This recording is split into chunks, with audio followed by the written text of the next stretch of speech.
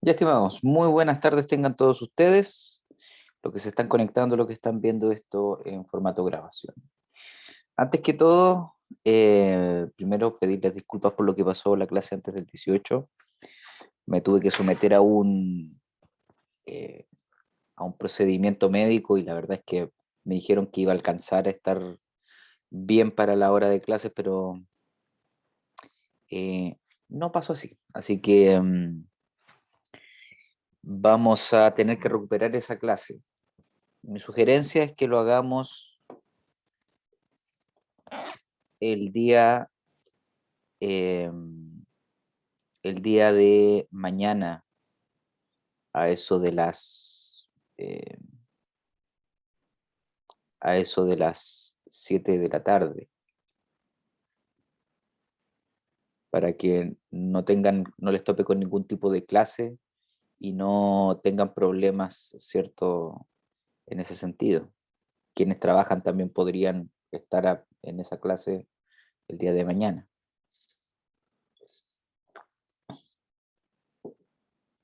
No sé qué piensan ustedes. Bueno, profe, no hay ningún problema. ¿Me supone? ¿Alguien dice, no, yo no puedo, tengo un bautizo, tengo algo así?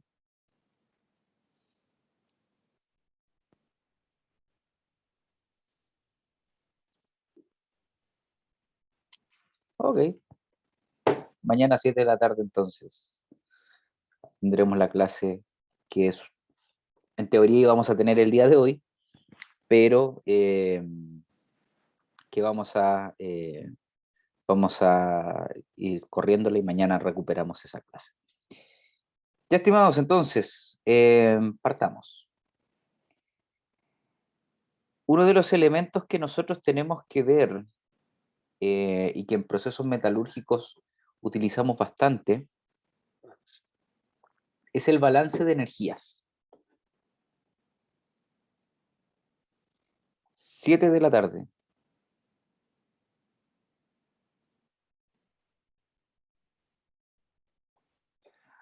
Entonces, es la energía. Aquí les viene una bomba que asumo que algunos conocerán. Todo proceso pirometalúrgico requiere de altísimos niveles de energía. ¿Ya? El tema es cómo obtenemos esa cantidad de energía. ¿Cómo yo puedo obtener o de dónde puedo obtener esa energía? ¿De dónde creen ustedes que podríamos obtener energía? ¿Qué fuentes de energía conocen ustedes?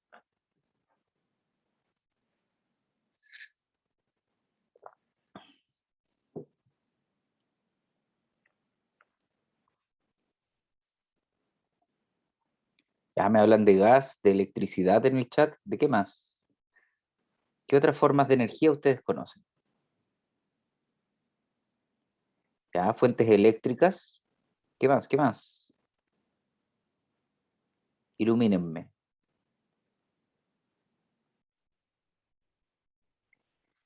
Ahí me están hablando del odrégeno verde. Asumo que es hidrógeno verde, pero no hay problema. Se entendió. Ya. Lo importante, energía térmica, muy bien. Hay una fuente de energía que nosotros podemos analizar.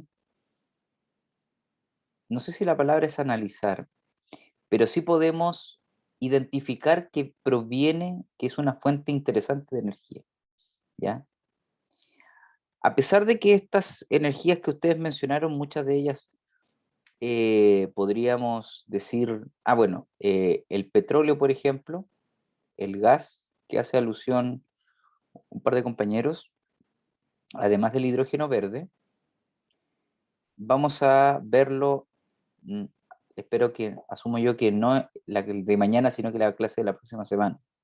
Cuando hablemos de combustión, ahí vamos a hablar de esos temas, ¿ya?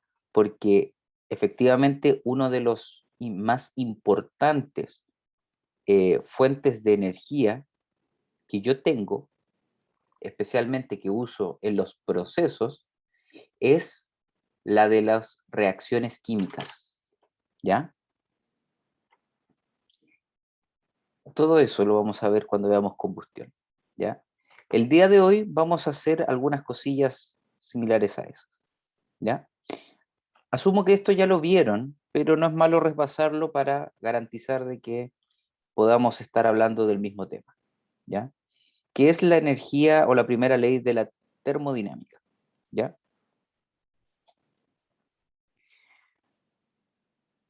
¿Alguien sabe qué es lo que estamos viendo aquí?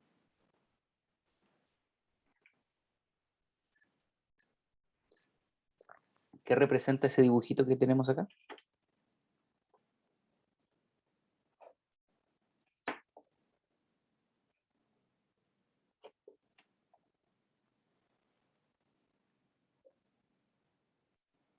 Este dibujito que ustedes ven aquí es escoria.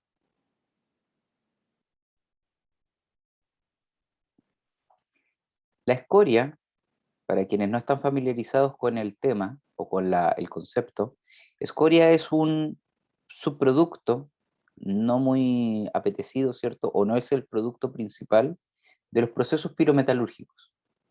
El proceso del cobre tiene escoria, el proceso del molibdeno produce escoria, el proceso del hierro produce escoria, hasta el proceso de soldadura produce escoria, ¿ya? Como dice por ahí decían por ahí en una película, la escoria es un mal necesario, ¿ya? No se puede lamentablemente tener un proceso pirometalúrgico sin tener escoria. Ahora, la escoria tampoco es un tema que sea, que digamos que es lo peor que le puede ocurrir a un proceso, ¿ya? La escoria es em, es un material em, que funciona de manera muy similar, em, bueno, dependiendo de que si usted o no, si usted no bebe bebidas alcohólicas, es como la espuma que se le forma a la bebida, no vamos a decir marcas, ¿cierto? Y si usted bebe, es como la espuma que se le queda ahí en la cerveza arriba, ¿ya? Yo necesito eso, ¿ya? Uno de las funciones que tienen esas espumas, ya sea de las bebidas o de las cervezas, es impedir que el gas que debería estar dentro del líquido se vaya. Es una especie de barrera que impide que el gas eh, se vaya al ambiente, ¿ya? Entonces, la escoria tiene una función similar, si se puede decir. Entonces, a pesar de que la escoria no es un producto deseado, no es un producto, digámoslo así, rentable, sí es un producto deseado en cierta medida o sí se espera que se tenga, porque en la escoria se contiene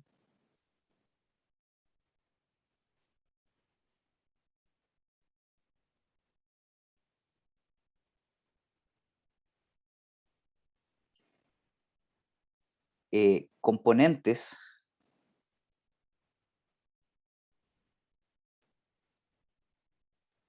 o elementos nocivos,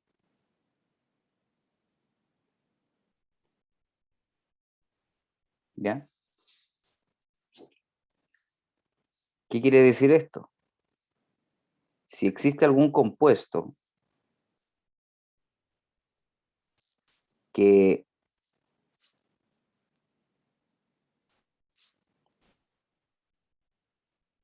si existe algún compuesto o algún elemento que yo no quiera que esté en mi producto final, que básicamente en el caso de los concentrados son varios compuestos, ¿cierto?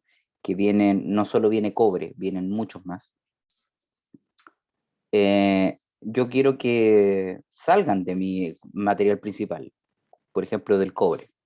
Entonces, ¿qué tengo que hacer? Tengo que mandarlos o tengo que sacarlos de ahí de alguna otra forma. ¿Cuál es esa otra forma? La escoria, ¿ya?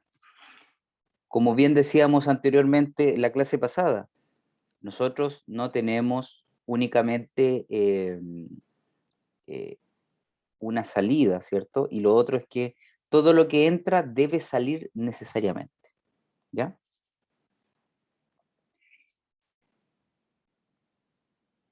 ¿Alguien sabe qué son estos circulitos blancos que se ven aquí? ¿Ahí? ¿Alguien se imagina qué es lo que es eso?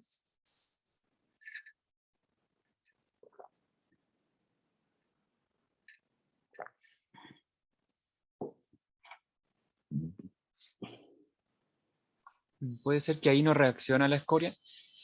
Ya. ¿Alguien más? ¿Alguien más? ¿Qué podría ser eso? Tiene que ser un elemento que no se involucra con la escoria. Ya. Te doy una pista. ¿Sí? Esta escoria fue sacada de un convertidor Peirce Smith de la fundición Codelco Ventanas. Mm, ¿Qué podría ser eso? un mineral.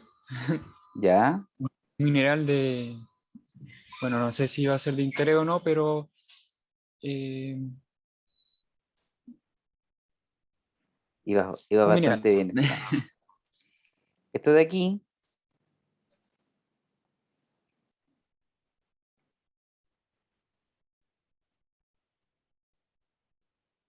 es cobre.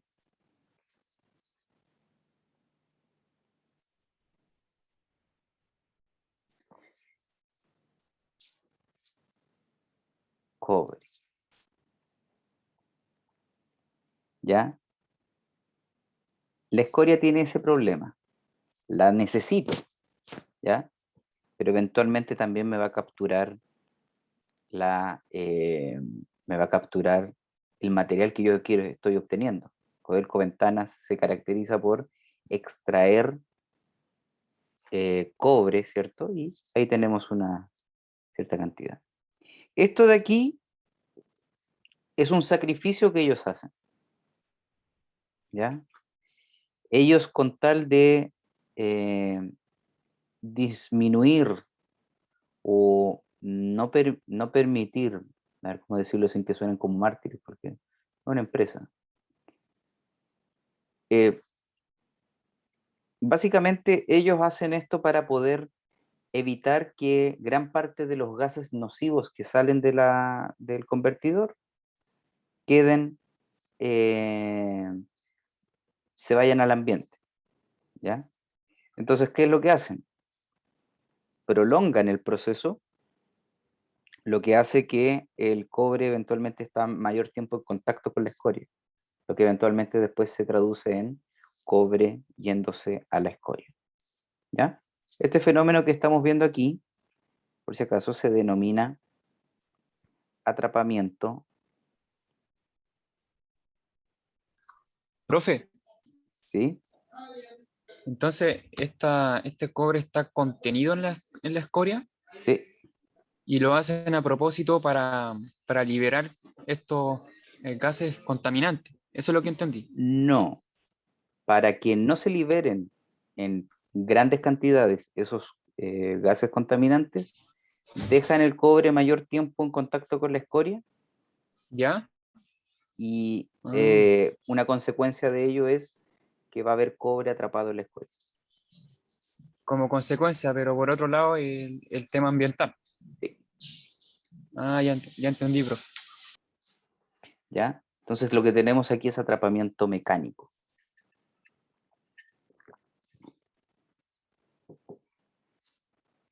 Y aquí, estas formas que asumo que algunos de ustedes vieron en algún caleidoscopio, tiene que ver con el crecimiento dendrítico o que tiene que ver con el enfriamiento de la escoria.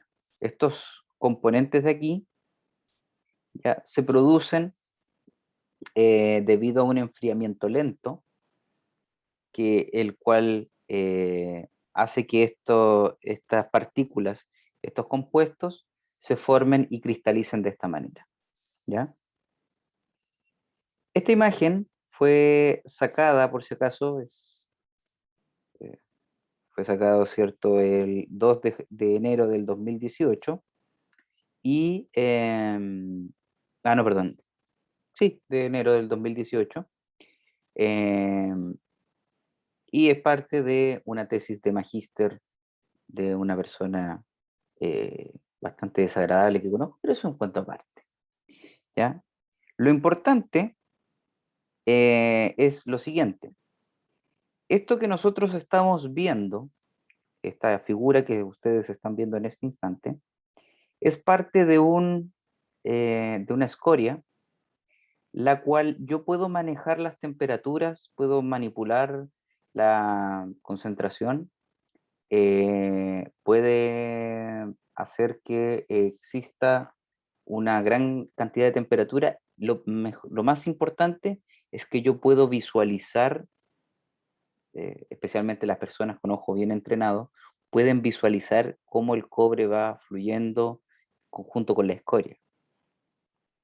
Y a la vez lo podemos ver de manera microscópica, ¿ya? Piensen ustedes que una distancia de este tamaño son 10 micrones, 10 micrómetros, ¿ya?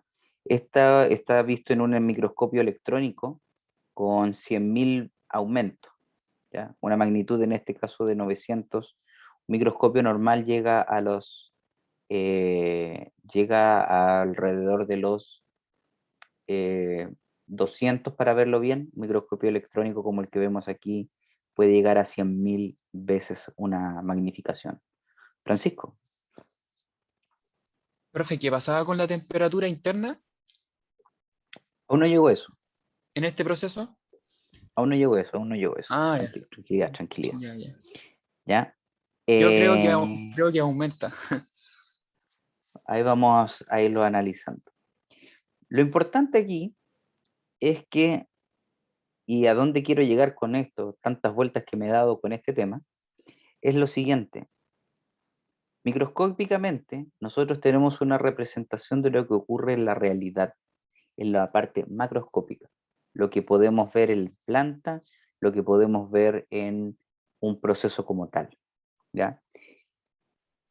Lo que nos hace pensar de que eventualmente nosotros también eh, podemos controlar y podemos ver energías desde un punto de vista microscópico primero, y después expandirnos a un punto de vista macroscópico, ¿ya?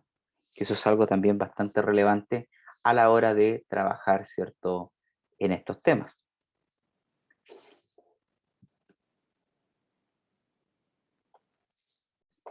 ¿Ya? Entonces, cuando yo hable de energía microscópica, me voy a estar refiriendo a que energías que son interacciones entre compuestos, componentes muy pequeños, ¿ya? A nivel atómico, pero que eventualmente yo lo voy a poder extrapolar y voy a poder indicar que esa cantidad de energía es aplicable a niveles macroscópicos, ¿ya?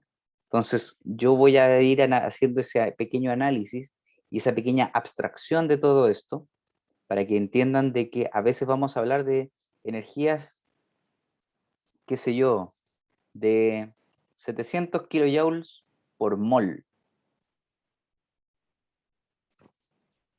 Y eso después lo vamos a traducir a que esa es la energía completa, como si, como si fueran si estuvieran demasiado eh, conectadas. Y la respuesta es que no lo es, no es tan evidente, ¿ya? A lo mejor es obvio para algunos, pero no es tan evidente de que uno pueda llegar y decir, muy suelto cuerpo, como se dice, oye, ¿sabes qué? Ese componente, si yo calculo la energía que existe, voy a poder llevarlo Joder. a niveles mayores, ¿ya? A niveles macroscópicos. De todo eso nace lo que se denomina, primero, el trabajo. Asumo que es algo que ustedes vieron. Trabajo es una forma de energía que tiene que ver con desplazamiento o movimiento de partículas, ¿ya? Sin considerar la velocidad, ¿ya? Por ejemplo, o sin necesariamente considerar la velocidad. Por ejemplo,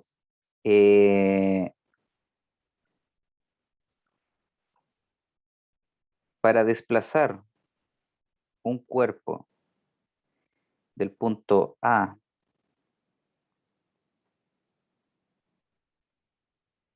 al punto B, yo voy a requerir una cierta cantidad de energía.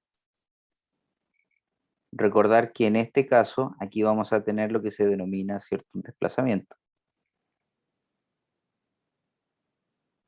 ¿Ya?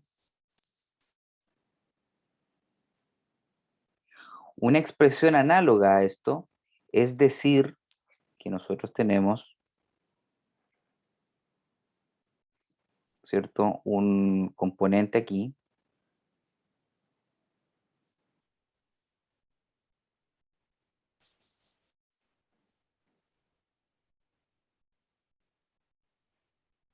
¿ya? Y aquí tenemos algún gas.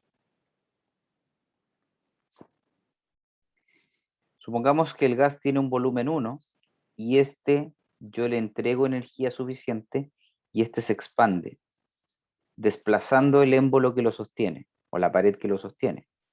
Eso va a implicar un aumento del volumen, lo cual va a hacer que el gas realice un trabajo sobre el émbolo, ¿ya?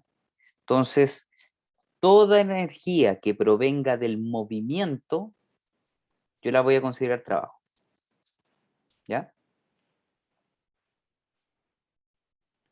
De nuevo, sin considerar la energía cinética, o sea, sin considerar la velocidad, ¿ya?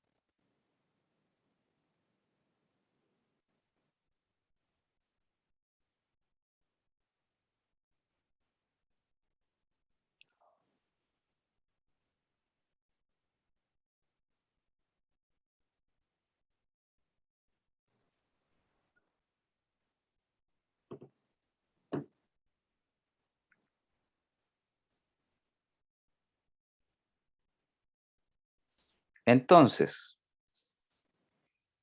¿qué otras formas nosotros tenemos de trabajo que eventualmente podríamos utilizar?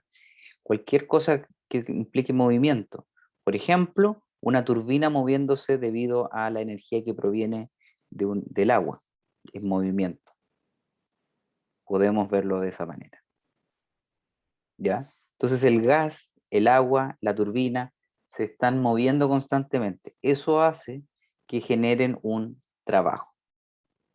Aquí esta pequeña expresión de aquí advierte o hace alusión a el hecho de que nosotros tenemos si tenemos una fuerza constante. ¿Qué pasa si existe una fuerza o presión variable que está cambiando con el tiempo o que está cambiando a medida que yo me desplazo? Bueno, tengo que hacer una consideración de eso, ¿ya? No lo vamos a trabajar esto, aviso inmediatamente, ¿ya? Pero es para que sepan que proviene de alguna parte. Y aquí por fin ya entramos en un tema que es va a ser más importante para nosotros, que es el calor, ¿ya? El calor es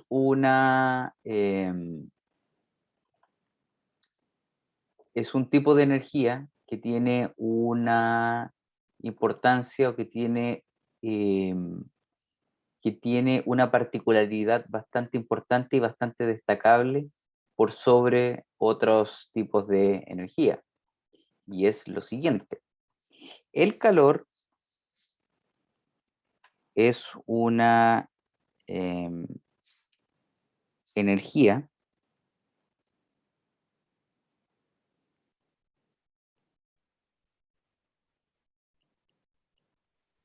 producida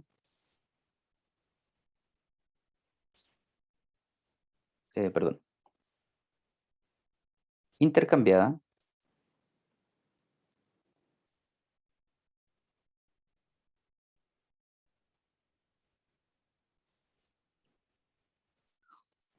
por diferencias de temperatura.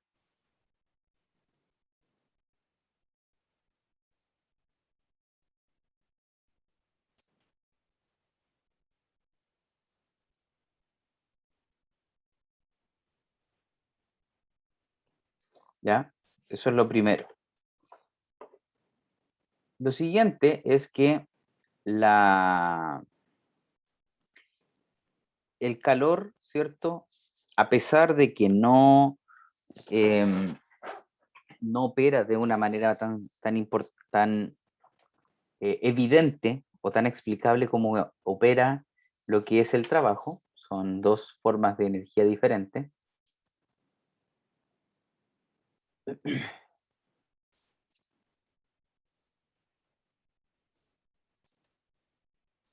¿Ya? Opera de una manera un poco diferente a lo que es a lo que opera el trabajo, ¿ya? Entonces, yo utilizando un cierto material, puedo transportar o puedo movilizar cierto nivel de calor. Y también eso quiere decir que eventualmente lo voy a poder liberar. ¿Cómo lo voy a liberar? Poniendo este elemento que está a mayor temperatura en contacto con un elemento que esté a menor temperatura. ¿Ya? Entonces, existe un componente que yo tengo que dominar, ¿ya? Que se llama calor específico.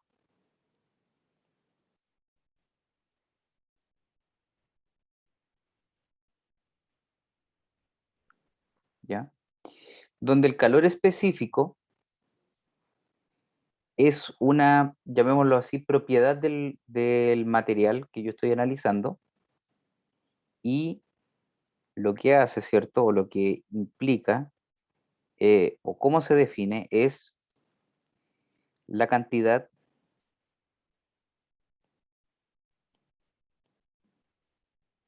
de calor, ¿ya? Necesaria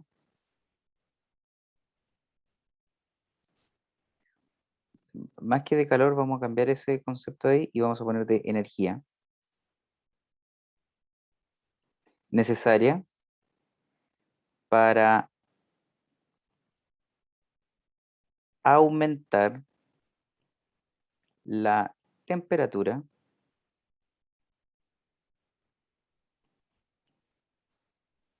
de un material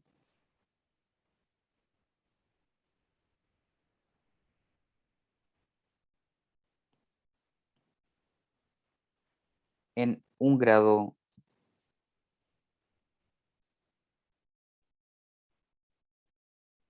¿Ya? Entonces, ¿cuánta energía yo necesito para aumentar en 1 grado un material? Eso se denomina calor específico. ¿Ya? Hay uno de esos valores que es muy conocido y es el del agua. El calor específico del agua es igual a, todo esto, el calor específico, por si acaso, se representa con la letra C, ¿ya? C mayúscula. El calor específico del agua es aproximadamente 4,18 joules por gramo, por grado Celsius, ¿ya? Entonces, para aumentar en 1 grado Celsius, 1 gramo de agua, necesito 4,18 joules. ¿Por qué es tan reconocido? Porque si ustedes buscan, esto es lo mismo que una caloría. Cuando nosotros hablemos de la caloría, pero la caloría termodinámica, no la caloría de lo que uno come, ahí lo que nosotros tenemos que analizar, ¿cierto? Es que la caloría termodinámica tiene un valor o tiene una equivalencia de 4,18 joules por gramo por grado Celsius. ¿Ya?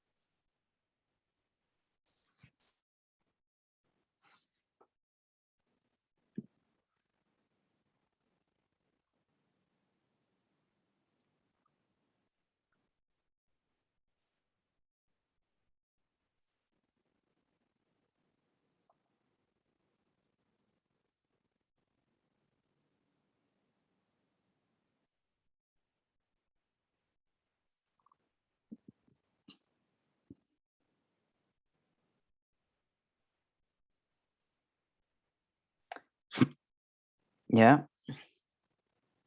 Entonces, nosotros tenemos dos componentes o dos formas de ver el calor específico. Tenemos un calor específico que se denomina C sub P y otro que se denomina C sub B. C sub P es a presión constante.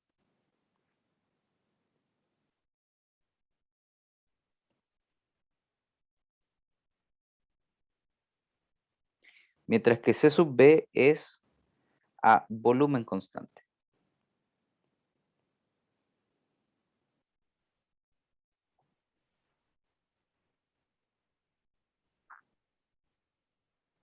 ¿Ya? ¿Cuál es el que vamos a utilizar mayormente dentro del mundillo este? Ese es el tema. A volumen constante, el único equipo que yo conozco, no quiere decir que es el único, pero que yo conozco que funcione a volumen constante, se llama autoclave. ¿Ya? Es un reactor que, como su nombre lo dice, funciona a volumen constante y yo lo que hago para producir estos va a ser aumentar la presión en su interior y aumentar su temperatura para poder mejorar, para aumentar la velocidad de trabajo del proceso. Un símil de un autoclave es una olla Mármico, ¿ya? Pues, en el sentido de que tienen un funcionamiento igual, no quiere decir que si yo veo una olla Mármico y veo el autoclave son iguales, no. En funcionamiento son similares. La olla Marmicock o la olla a presión, mejor, con la autoclave, para no estar dando marcas. ¿Ya? Durante nuestro periplo por la parte termodinámica de todo esto, nosotros vamos a hablar de C sub P, ¿ya? No vamos a meternos con C sub B. ¿Por qué? Porque los procesos pirometalúrgicos ocurren a presión constante o con variaciones de presión que son tan poco, tan, tan, tan despreciables desde el punto de vista que no, no, no tengo para qué considerarlas, que vamos a simplemente considerar C sub P, ¿ya? Entonces, yo quiero que ustedes me digan, supongamos que el C sub P del cobre es igual a... no. Supongamos que el C sub P del agua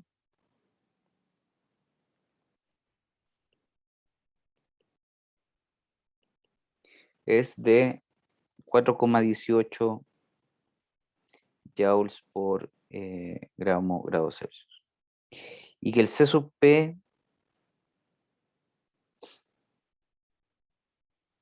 del ácido clorhídrico es de 3,2 joules por grado Celsius. Esto es suposición, no estoy diciendo que esos sean los valores por si acaso. Bueno, este sí ya lo dije. Este no estoy seguro, este lo inventé. Pregunta, ¿cuál se va a demorar más en llegar a 100 grados Celsius? O dicho de otra forma, ¿cuál va a requerir mayor cantidad de energía para llegar a 100 grados Celsius?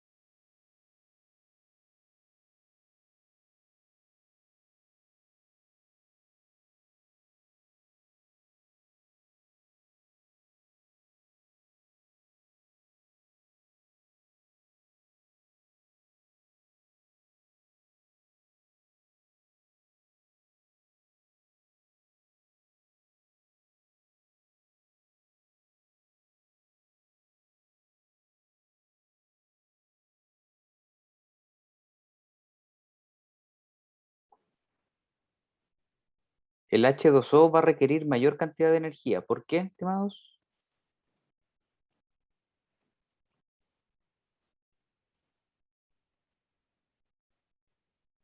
¿Qué les hace pensar eso?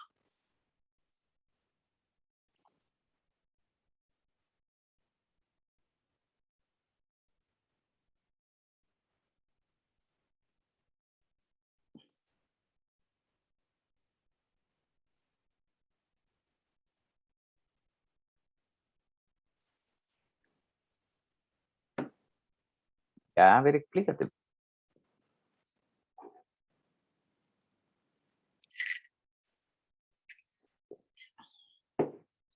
Explíqueme, estimado.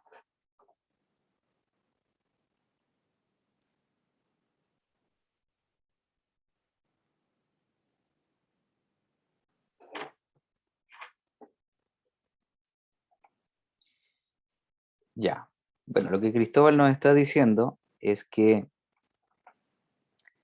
si al C sub P yo lo multiplico por 100 grados Celsius,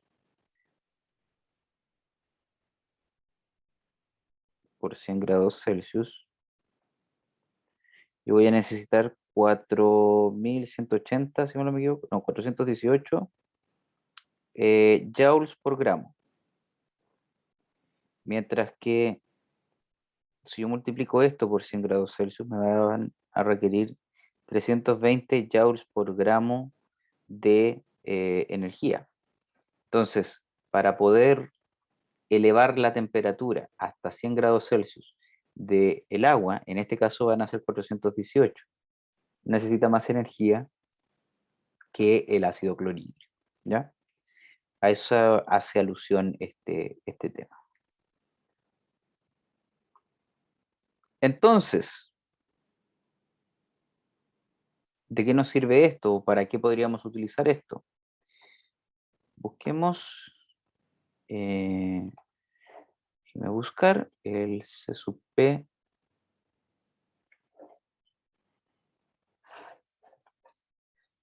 El C sub P del cobre.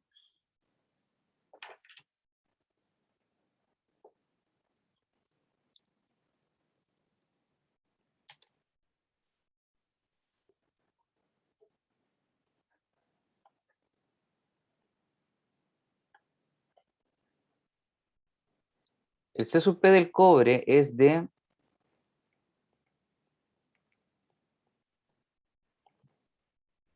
0,385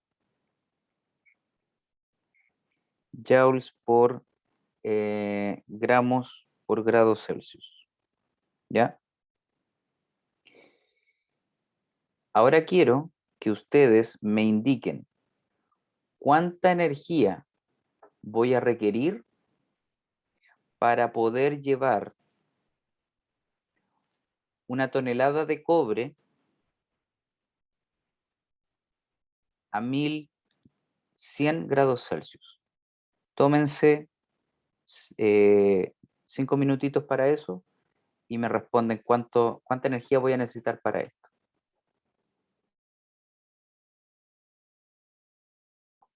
Ya, estimados. Entonces, según el resultado que le dio a un compañero, serían 4,235 por 10 a la 8 joules. ¿Alguien no llegó a ese resultado? ¿Alguien no sabe lo que se hizo ahí? Que hable ahora calle para siempre.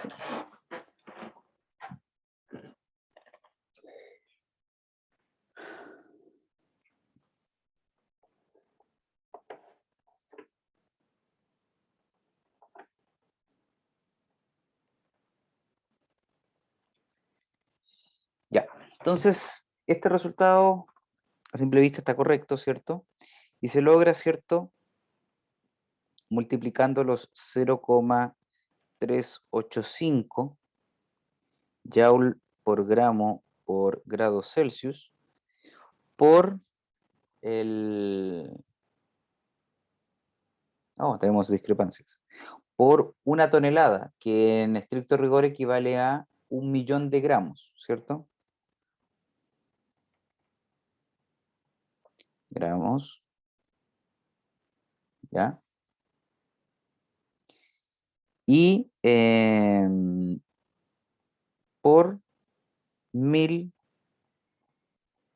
grados Celsius, ¿cierto? Que viene siendo lo que... oh, 1100, profe. 1.100 dije, gracias. Sí. Ya.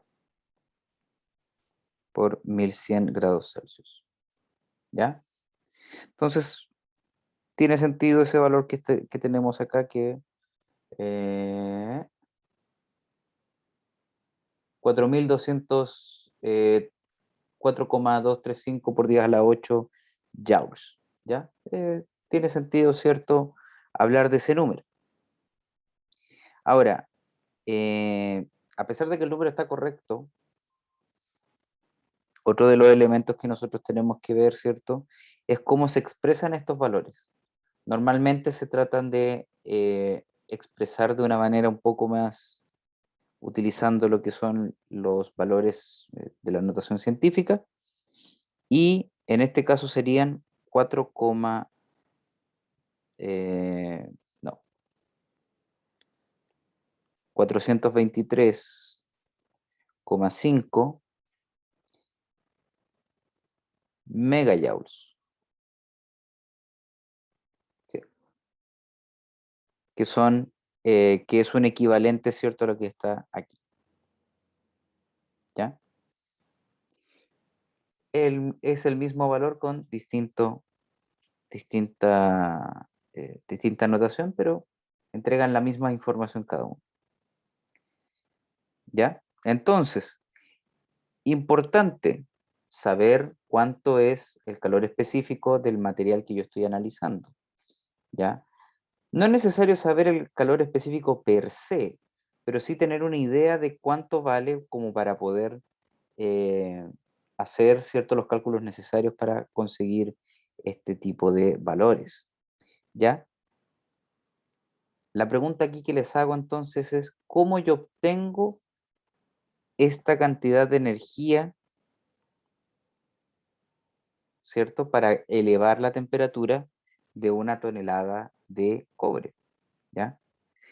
Entonces, lo primero que tenemos que tener en consideración para eso es la primera ley de la termodinámica, ¿ya? La cual reza de manera bastante conocida, asumo yo, ya, casi como cultura general, que la cultura no se crea ni se destruye, solo se transforma, pero más específicamente la energía no se crea ni se destruye, solo se transforma. ¿Ya? ¿Qué nos entrega este valor? ¿Qué nos entrega esto? ¿O qué nos dice? Que la acumulación de energía que yo voy a tener, ¿ya?, va a depender del calor que yo intercambie y del trabajo que yo reciba. Si se dan cuenta, yo esperaría, para poder alcanzar una acumulación efectiva de calor, lo que tiene que ocurrir es que el sistema o el material que yo estoy analizando reciba mayor cantidad de calor que el trabajo que realiza. ¿Ya? Energéticamente, eso es lo que nos va a producir que una acumulación de energía dentro del sistema. Hay veces que a mí no me interesa la acumulación, no quiero que se acumule energía. Yo lo único que espero es saber cuánto trabajo o cuánta energía externa tengo que agregarle a un material para que éste aumente su energía, ¿cierto? Su temperatura, producto del calor. Recordemos que el calor es, considérenlo igual a aumento de temperatura, ¿ya? Entonces, yo necesito una fuente externa para que me ayude a, a elevar la temperatura del mismo, ¿ya? Entonces, nosotros tenemos una situación aquí, y es que vamos a considerar todo esto, como lo habíamos visto, como lo habíamos planificado. Vamos a decir que el cambio de energía interna más el trabajo va a ser igual a Q, ¿ya? Entonces yo voy a rebautizar Q y le voy a dar una consideración, o le voy a dar una restricción. Este Q al cual yo estoy haciendo alusión ocurre a presión constante, o es el calor transferido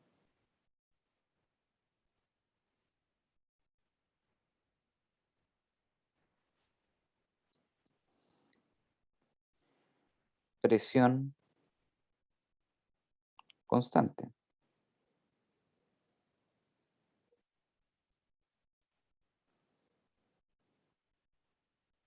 ¿ya?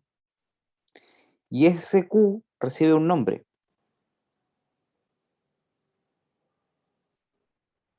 que es delta H. Delta H tiene como nombre entalpía.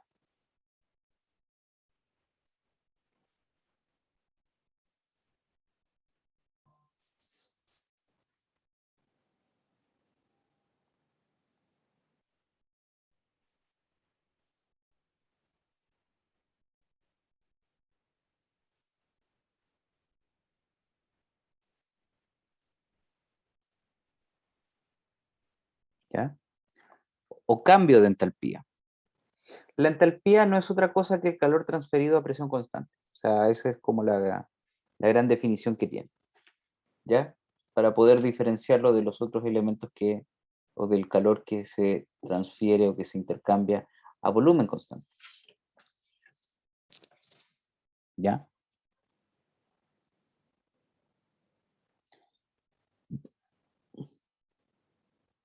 ¿Por qué es relevante esto? Porque la entalpía de muchos componentes está tabulada. Entonces, es más fácil poder determinar la entalpía de un producto, de un componente, debido a que, por ejemplo, la energía interna, el cambio de energía interna o el calor a secas, porque la verdad no tengo una tabulación de eso. Pero la entalpía, la verdad es que es eso, calor transferido, pero a presión constante. ¿Ya? Entonces,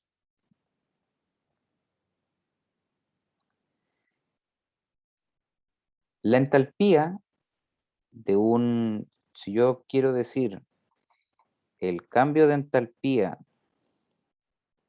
de un cierto material es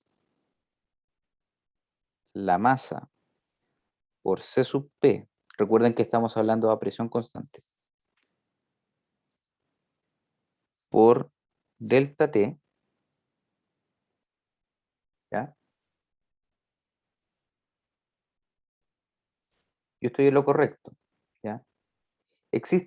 Depende de la tabulación que yo tenga o de la información como me lo entreguen, C sub P puede estar también en forma molar, o sea,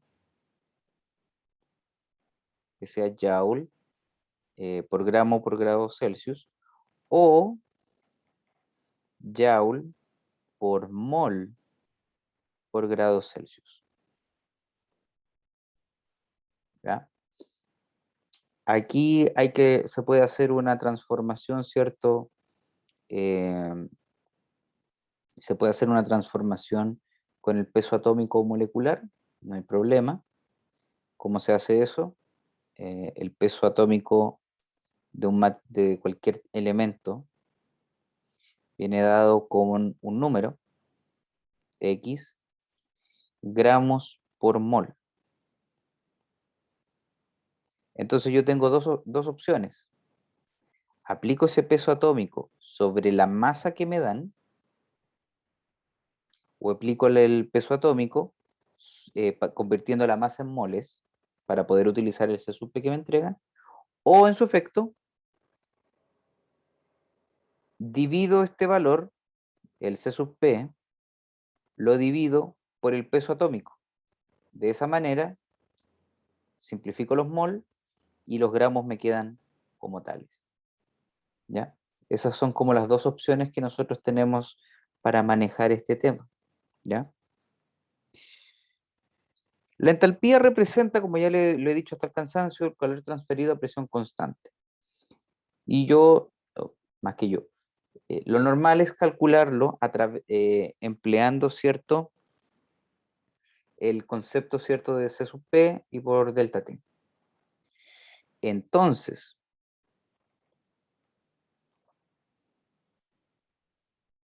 hay otra forma que yo tengo para calcular estos temas, o hay otro formato de cálculo, digámoslo así, que es simplemente calcular entalpía. Para eso, yo voy a necesitar lo que se denomina una entalpía de formación, más M por C sub P por delta T. ¿Ya? Esa entalpía de formación o estándar, que también se le llama, es el valor de la entalpía del material en ciertas condiciones dadas. ¿Qué condiciones dadas serán esas?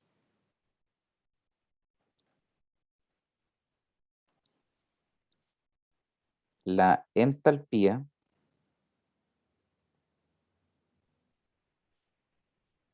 a 25 grados Celsius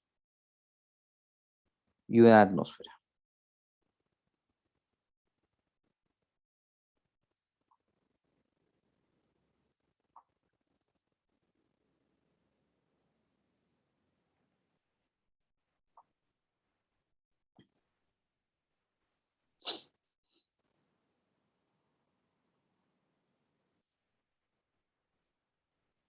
¿Ya? ¿Cuál es la diferencia o qué es lo que implica esto? Esta ecuación de aquí indica cuánto aumenta la energía del material que yo estoy analizando cuando yo aumento, ¿cierto?, la cantidad de temperatura o el valor de la temperatura. Y aquí lo que tenemos, ¿cierto?, es en esta segunda ecuación, tenemos el nivel energético en donde realmente se encuentra, ¿ya? A la temperatura final que yo estoy describiendo con este delta T, ¿ya?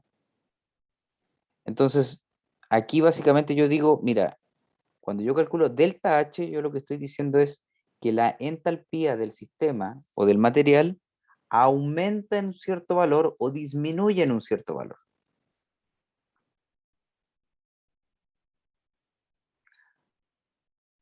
Aumenta en 1000 joules, disminuye en 500 joules, lo que sea. En este otro caso, lo que estoy diciendo es que, mira, el material que yo estoy analizando a 25 grados Celsius y una atmósfera tiene una entalpía estándar X, y como yo le aumenté o como yo le entregué energía en forma calórica, la nueva entalpía va a ser este X que teníamos aquí más N. No sé cuánto será. Supongamos que inicialmente tenía 250 y después del aumento de temperatura, el aumento de temperatura implicó un aumento de energía de 750. Entonces, la nueva, el nuevo peldaño energético en el cual se encuentra este material es de 1000 joules. ¿Ya? Eso es lo que indica una visión y la otra.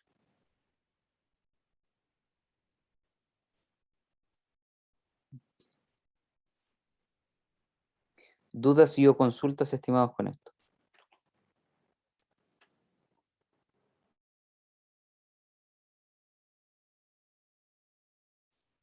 Sí, la entalpía puede disminuir. Yo puedo perder energía en forma de entalpía. Básicamente lo que estoy diciendo es que el material que yo tengo está entregándole calor, ya sea al entorno o al resto al resto de materiales que yo puedo tener alrededor.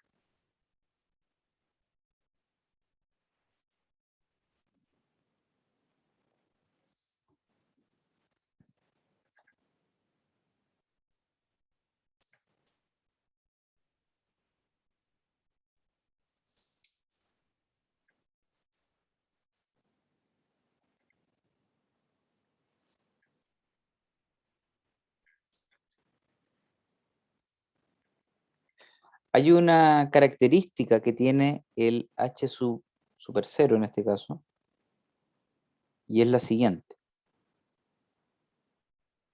Exacto. Eventualmente si es que está disminuyendo su entalpía. Y es la siguiente. Cuando yo tengo un elemento puro, por ejemplo, cobre, por ejemplo, hierro, azufre, no sé, cualquier elemento puro, sólido, eso me faltó, sólido, o en su efecto, cuando tengo un gas diatómico,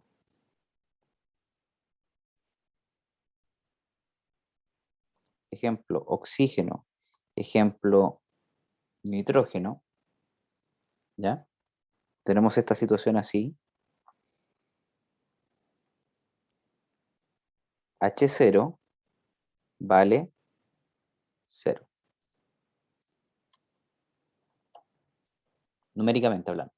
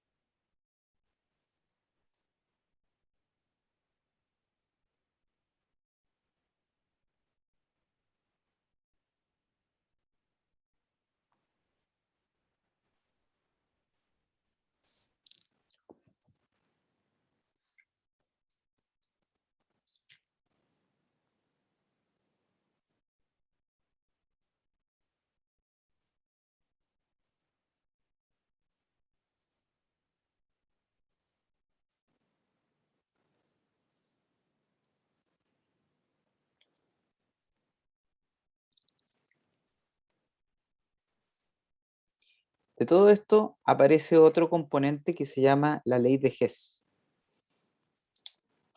La ley de Hess nos dice lo siguiente.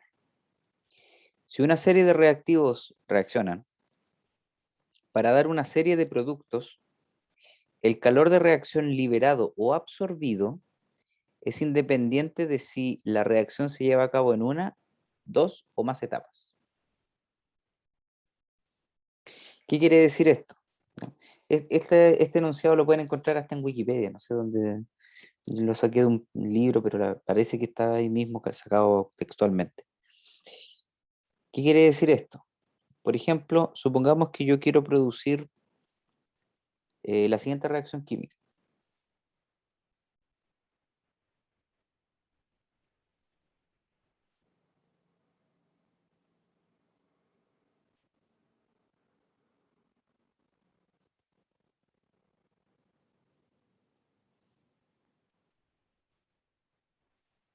¿Ya?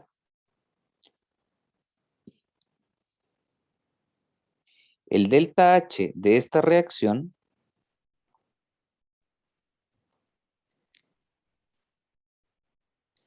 va a tener un valor X. ¿Ya? ¿Qué pasa si yo hago lo siguiente?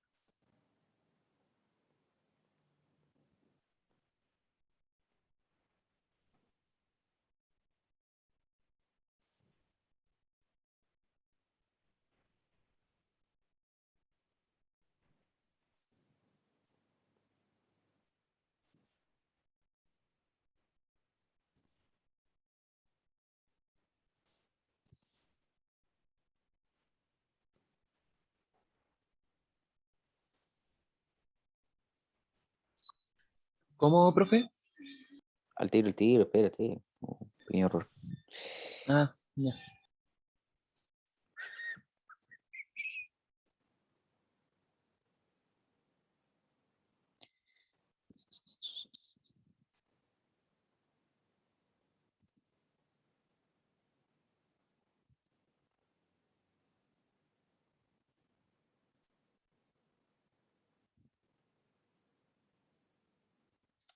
Básicamente, supongamos que tenemos tres reacciones en donde si yo hago una, yo realizo una primero, o se tiene la primera, posteriormente o paralelamente se tiene la segunda, y finalmente se llega a tener la tercera.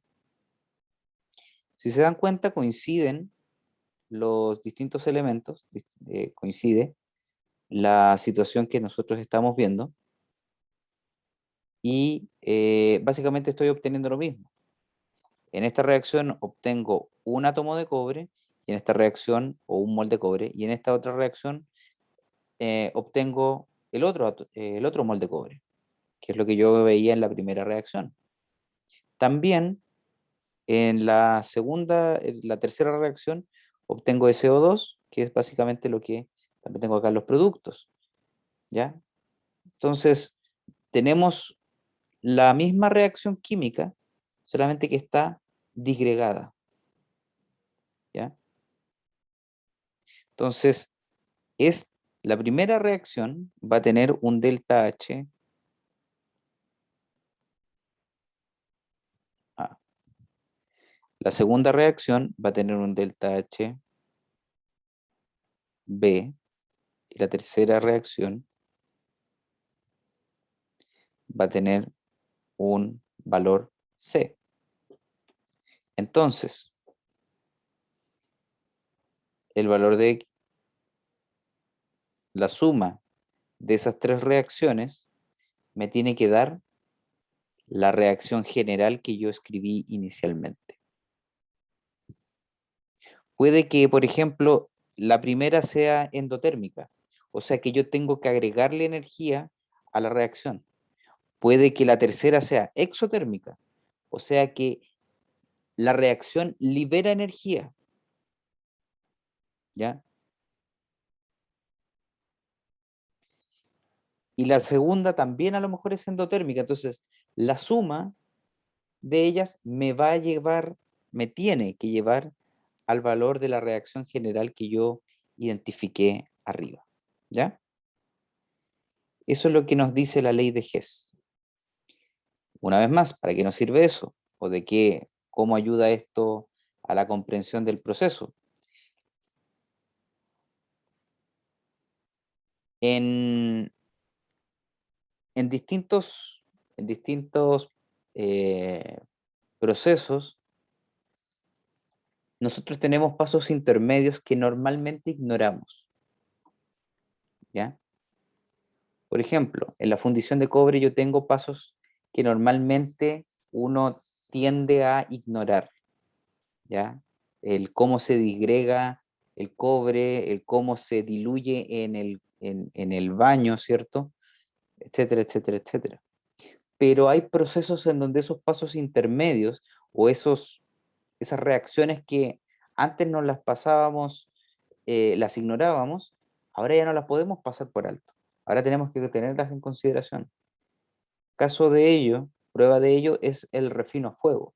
El refino a fuego es un proceso en donde la cantidad es casi puro cobre, así se lo estoy pintando inicialmente, es casi puro cobre y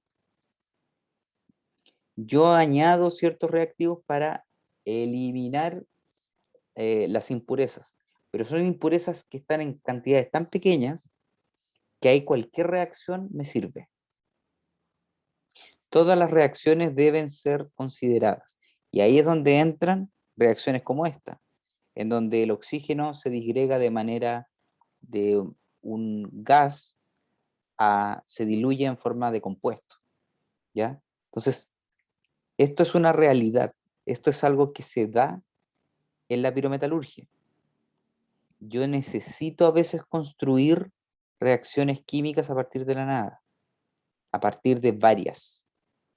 Y hay veces que tengo que considerar algunos componentes de maneras que antes yo no consideraba, ¿ya? ¿Dudas y o consultas, estimados?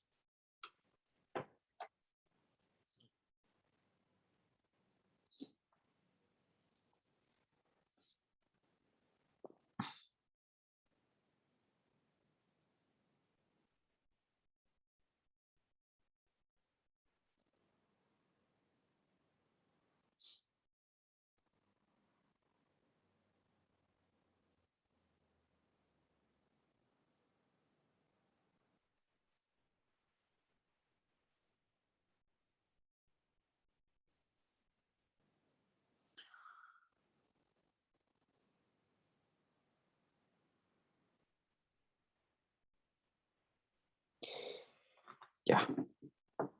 Entonces, para ir cerrando por hoy, hay algunas cosas que nosotros tenemos que decir y hay algunas cosas que nosotros tenemos que ver. Algo que no mencionamos anteriormente, pero que lo utilizamos, es la entalpía, ¿cierto? Y decíamos la entalpía de la reacción química, ¿ya?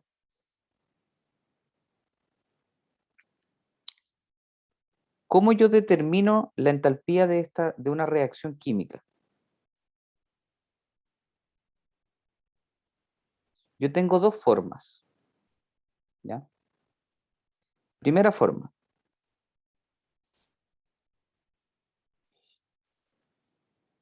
calcular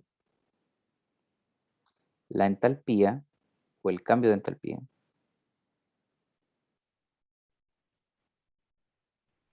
de, de cada componente individualmente,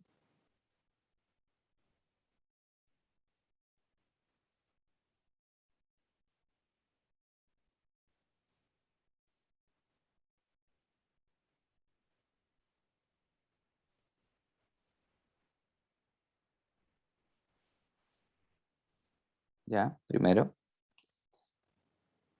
Después de calcular la entalpía de cada componente individualmente, yo lo que hago es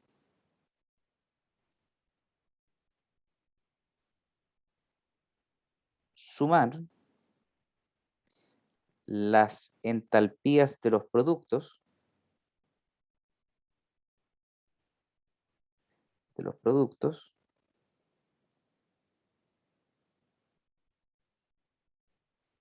y restar las entalpías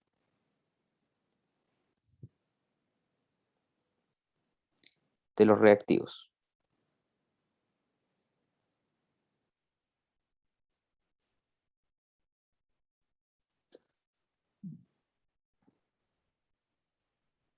¿Ya? La segunda opción,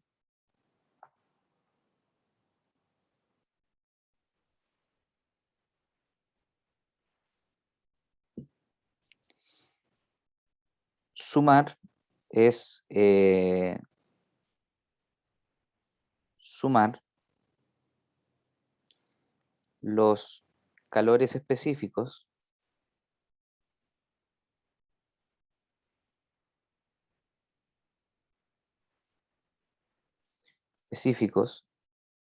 ponderados,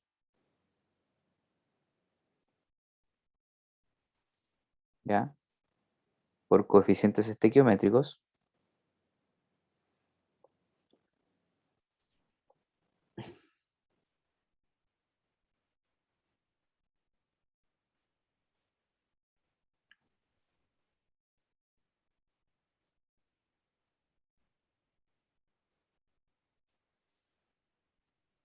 ¿ya? Sumar los calores específicos y restarlos de los productos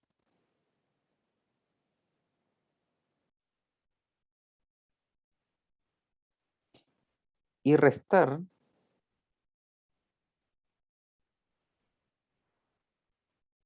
los calores específicos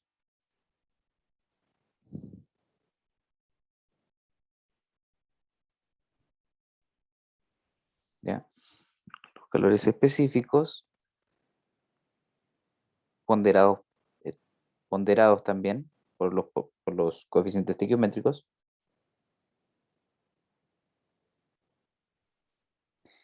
de los reactivos.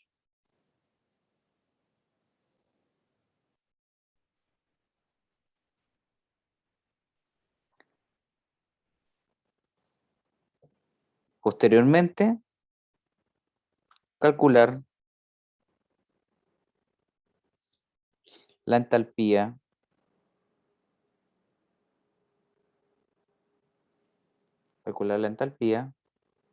de los reactivos, de la reacción, perdón.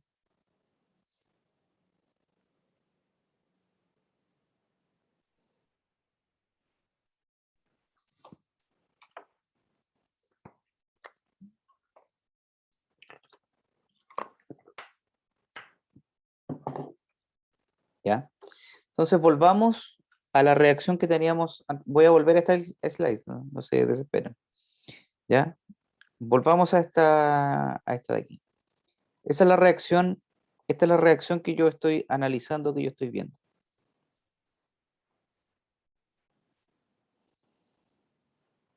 Vamos a escribir con otro color para que se note.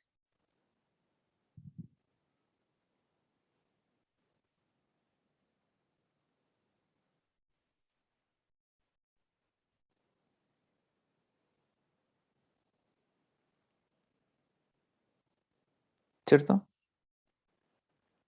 Ya. Entonces, ¿qué es lo que tenemos aquí? ¿O qué es lo que debemos hacer?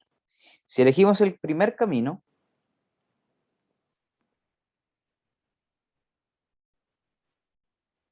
debemos calcular delta H de Cu2S, el delta H del oxígeno, el delta H del cobre y el delta H del SO2. ¿Ya? Algo que me faltó en la primera es que efectivamente también las entalpías, cuando las sume, van ponderadas. Es decir, el delta H de la reacción va a ser igual a 2 veces el delta H del cobre más delta H de la, del anhídrido sulfuroso, menos delta H del CO2S y menos delta H del oxígeno. ¿Ya?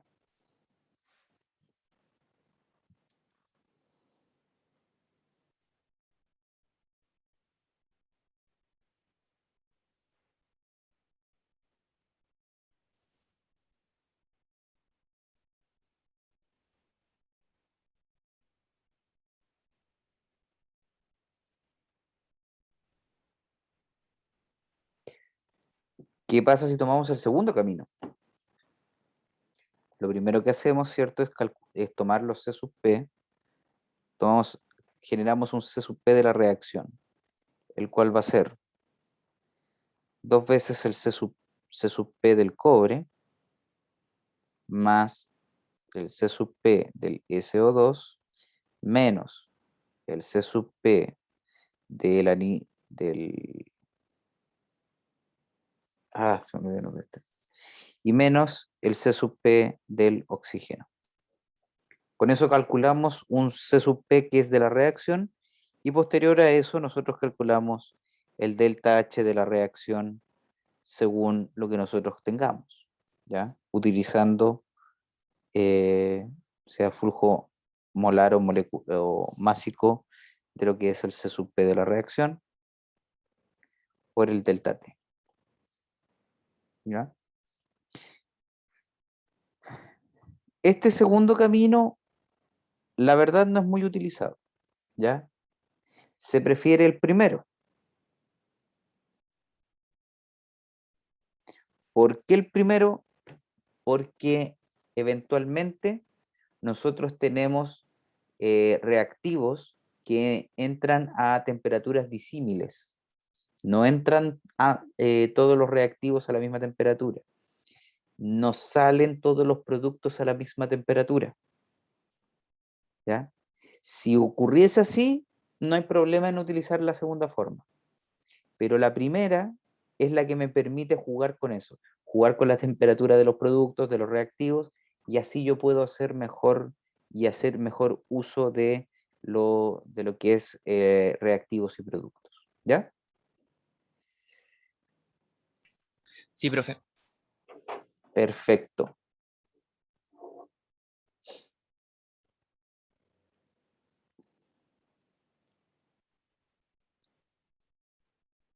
Entonces, vamos a dejar hasta aquí la clase del día de hoy.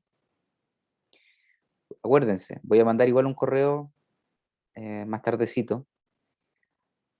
Mañana, 7 de la tarde, usen este mismo link y recuperamos la clase que nos faltó la semana antes del 18, ¿ya? Para que tengamos, ¿cierto? Y recuperemos eso y no nos atrasemos tanto. Así que eso, nos veríamos mañana. Ya, profe. ¿Y para qué va a mandar un correo más tarde? Para recordarles, porque hay algunos que a lo mejor no se van a acordar. Ah, verdad. Ya, profe. Ujú. Gracias, profe. Ya, cuídense. Chao, profe. Chao.